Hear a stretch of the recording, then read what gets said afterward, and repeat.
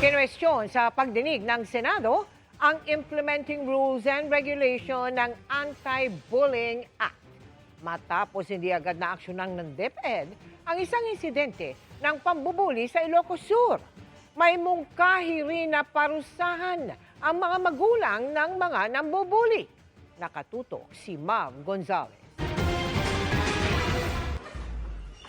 Sa social media unang kumalat ang videong ito ng pambubuli sa isang batang estudyante sa Narvacan, Ilocos Sur. Lunch break noon nang itulak ang biktima at hampasin ang backpack ng isa pang estudyante. Sinipa at sinuntok pa siya sa ulo hanggang mapaiyak siya. Sabi ng Department of Education Region 1, hindi ito agad na aksyonan dahil hindi umano agad ni-report sa kanila. 3 days na pong nangyari ito bago pa nag-viral, and our field offices had been aware about it only after it became viral on social media. We are also looking at the negligence of the school head. Dapat mabilis.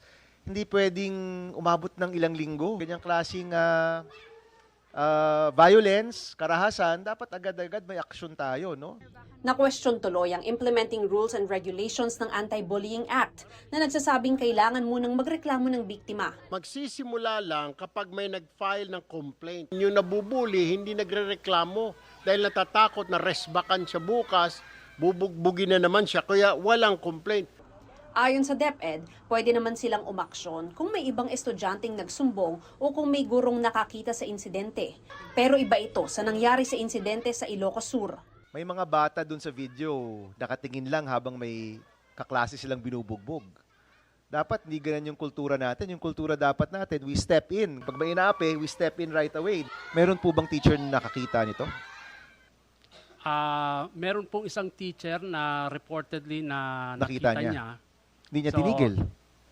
Yan po din ang isang iniimbestigahan ng regional office. Gumagawa na ng programa ang DepEd para mas maengganyo ang mga estudyante magsumbong. We do have an existing Learners Telesafe Contact Helpline. Anonymous din naman po yung mga report. Sumailalim na sa psychosocial intervention ng biktima, gayon din ang bully na posible ring masuspinde.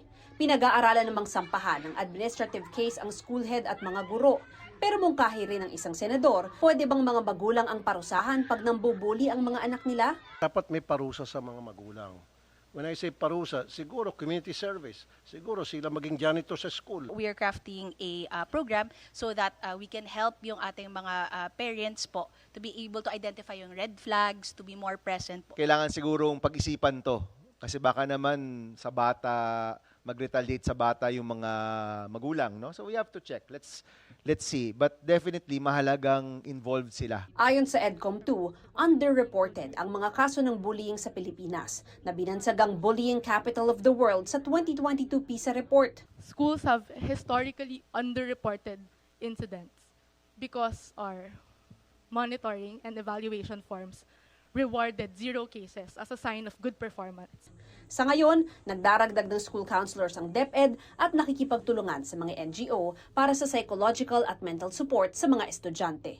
Para sa GMA Integrated News, Mav Gonzalez, Nakatutok, 24 Oras.